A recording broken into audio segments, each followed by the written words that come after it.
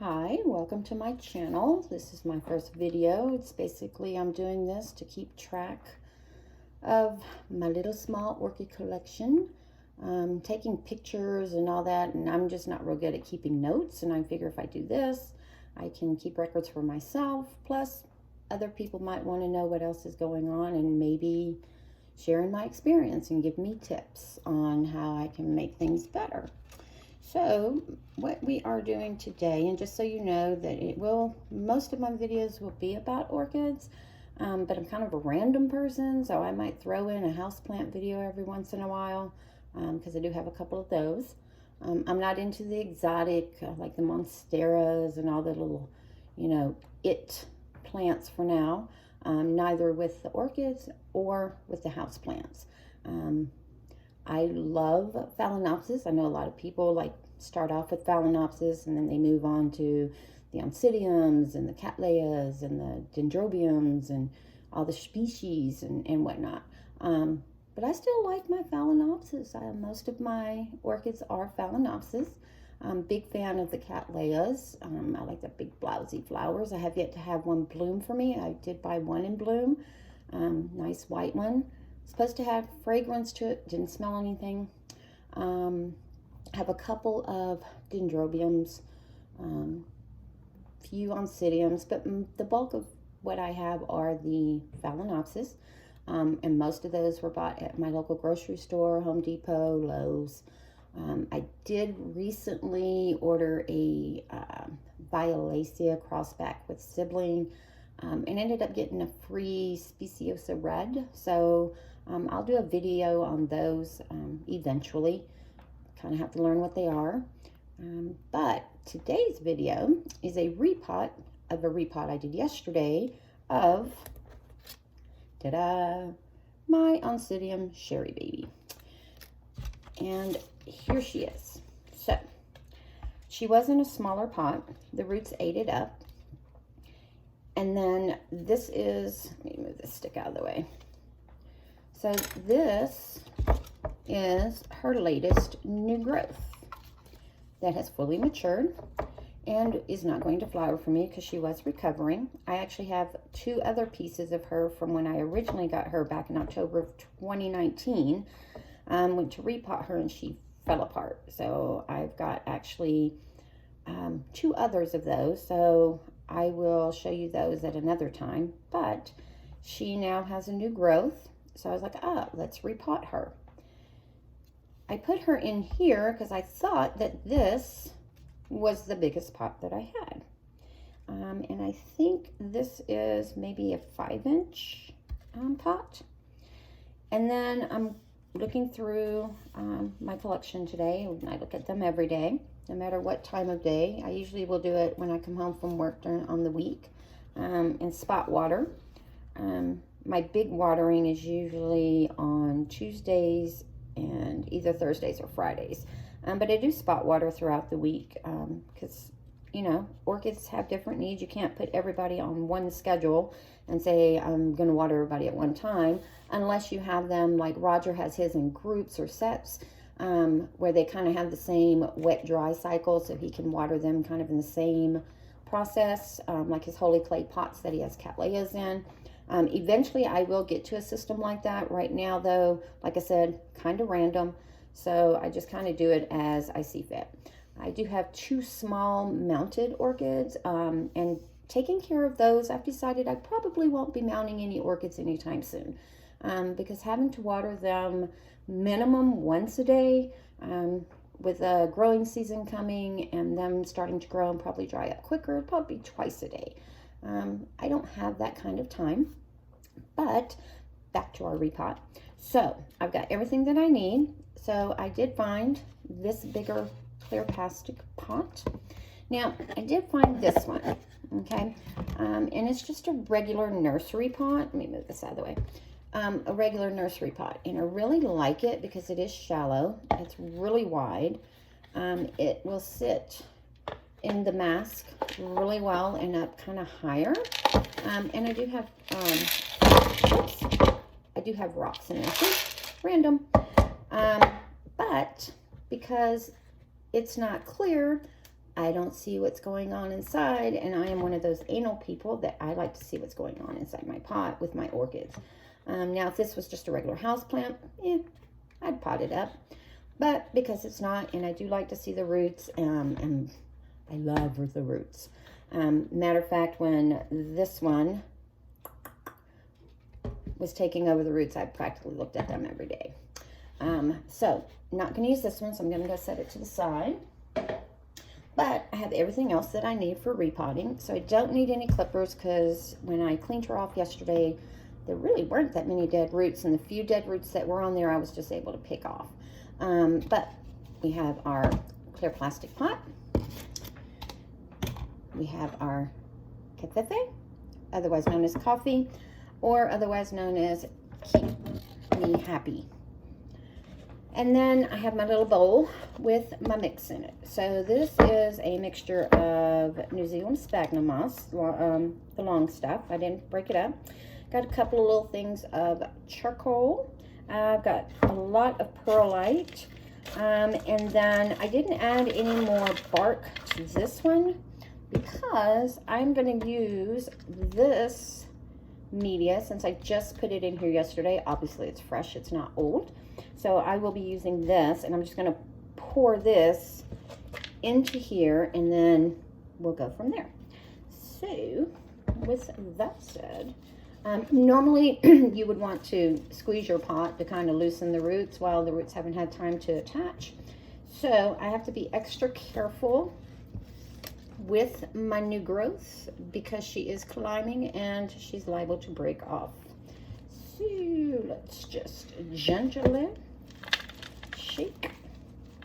And I'm still squeezing just to push her out, really. Not necessarily to loosen the roots, but to push her out. So, there we go. So, as you can see, let me just put this closer. As you can see, pretty much the same mix. Majority of it is sphagnum moss because she was kept in a rather wet setup initially because she had no roots, so there's a lot, and so she is used to that. Not going to loosen up too much, but as you can see, the nice pretty roots here. Just get it closer again. See those nice beautiful roots? I love them. I just love them. So we will go there if I can get that to fix. So what we're going to do is, oh, you know what? We're going to use the nursery pot after all because we are going to stick her in there and let her just chill for a second while, let me pick up my mess here. My goodness, she's just all in the way. I have no space here. So what I'm going to do is, so normally I wear 2 gloves. Again, kind of an anal person, don't really like my hands dirty. So with what's going on in the world today, I've now gone down to 1 glove. So I will put that 1 glove on, and especially sphagnum moss sometimes has those little spurs in them that'll poke your fingers and it doesn't feel well. So got the glove. I feel like Michael Jackson. And then what I've done is I've got one of these things that usually come in like a nursery pot to water your houseplant. I just recently repotted one of my houseplants and pulled this out, and I thought, oh, that'll work for something. So I don't like using these for my houseplants. I like to control that more. So what I'm going to do is, because this rope will wick water up, obviously into here, and then distribute.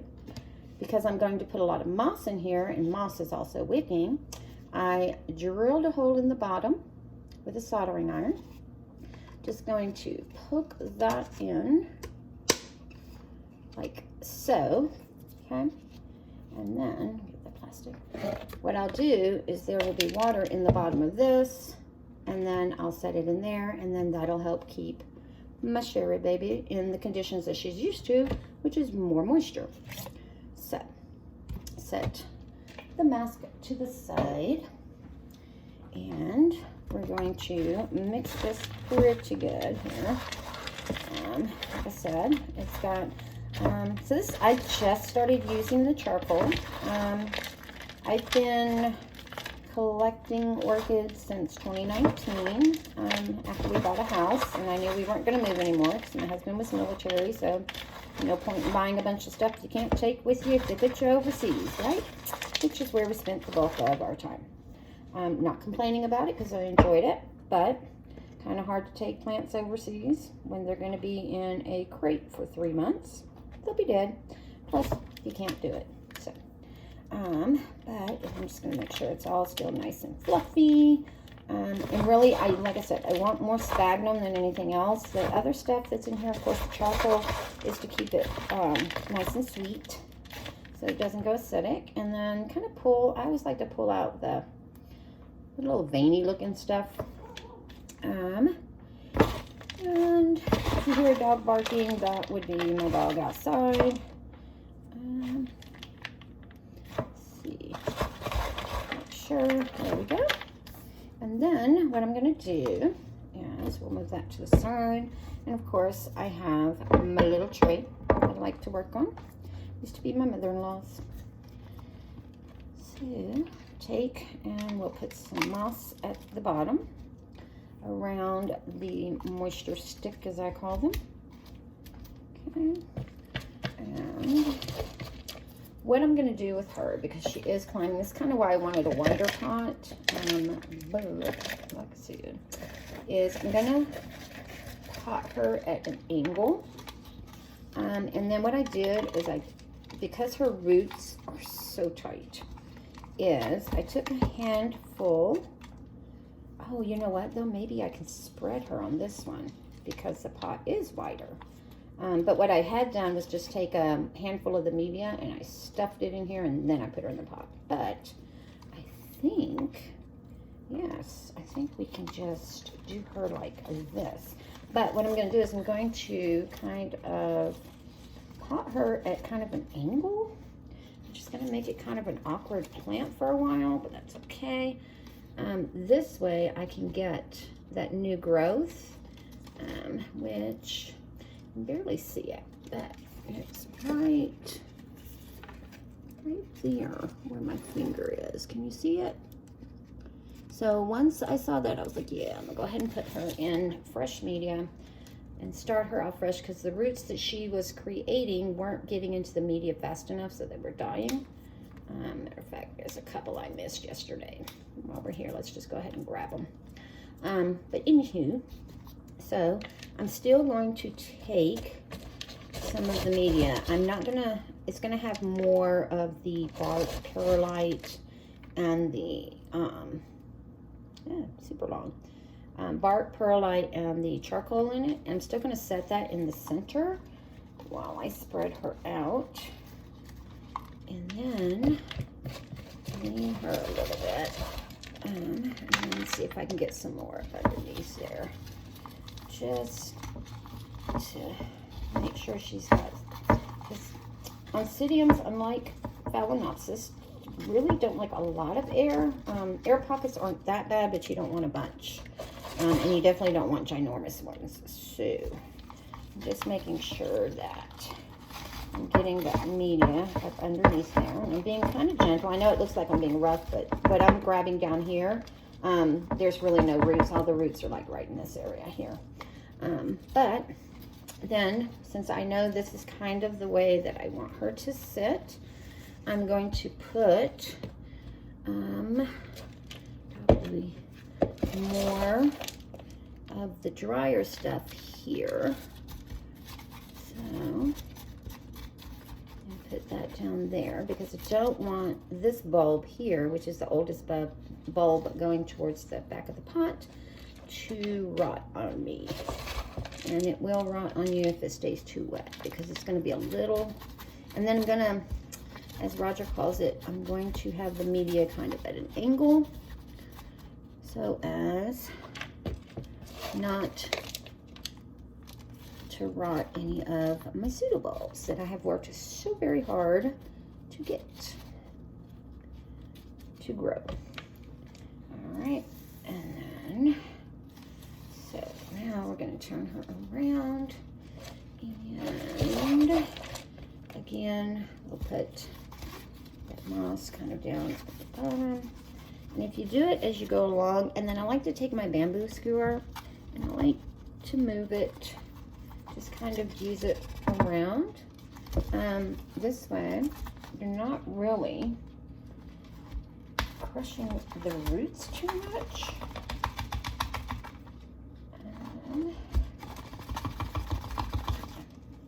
And then let's push it down a little bit more. And I like to, sometimes I forget, and no, I don't go around as I'm doing it, and then I'm like, I'm gonna have to take it out and start all over. So, trying not to do that with this today. And then get some more here. Like I said, she's gotten used to staying pretty moist, so I want to make sure I get enough more moss than anything in here. Okay. There's that. And I will use that bamboo skewer to kind of support her a little bit, just so that as the new roots are growing, they're not breaking off. Let's see, spread it up just a little bit here.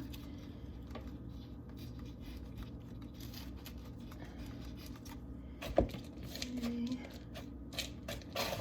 I don't think I'm gonna have enough media, guys, but that's okay. You can always add more later.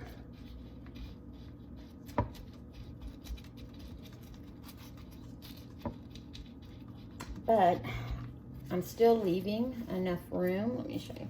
Still leaving enough room for a good two years of growth. So that won't be a problem. That. Okay.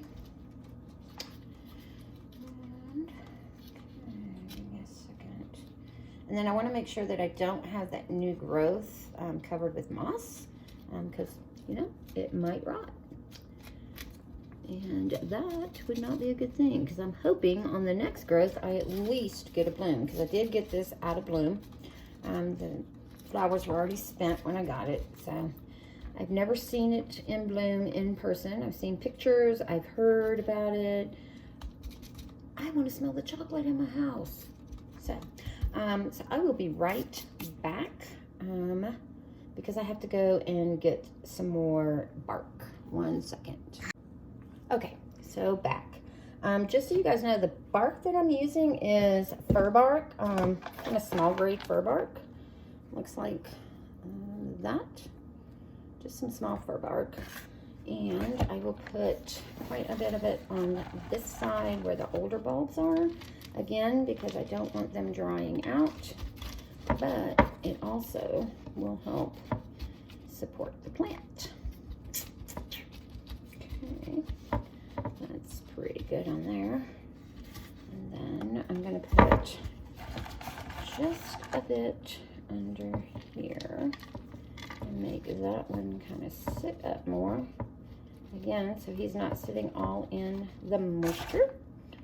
Okay. Okay. And then I'm going to do this, but I do want a little bit of moss here to encourage the roots to grow here. And then I'll stick some moss on top here. There we go. All right. And again, just right in here. And then, so there is, so the new growth is kind of buried a little bit by the bark, but it's not covered with moss, so it'll still be able to get through. All right. And so now what I'm going to do is just kind of gently do that, and that'll keep her kind of from wobbling too much. There we go. And then I will put today's date on here later, and we will see what happens. So, if you enjoyed this video and want some more crazy randomness and want somebody who is a little bit dumb when it comes to her orchids and want to watch me either fail or succeed, subscribe and like. I would appreciate that. And maybe even share it with a friend or two. Okay, and if you have any advice on this and how I could have done it better, I would appreciate that feedback as well. As long as it's constructive. I mean, you know, let's all be nice. There's no need to be mean. We're all new. Oh, already got a root sticking out there. All right. But so I can still watch my roots because there are some on the outside. And I don't see any major air pockets, so we are good to go.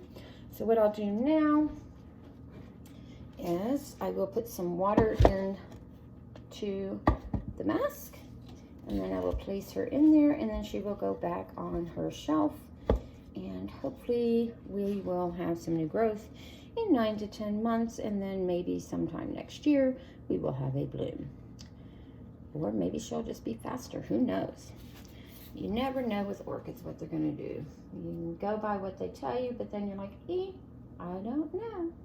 Oh, and just so you guys know too, I could have had 2 of these growths. But remember I told you I was anal at the beginning?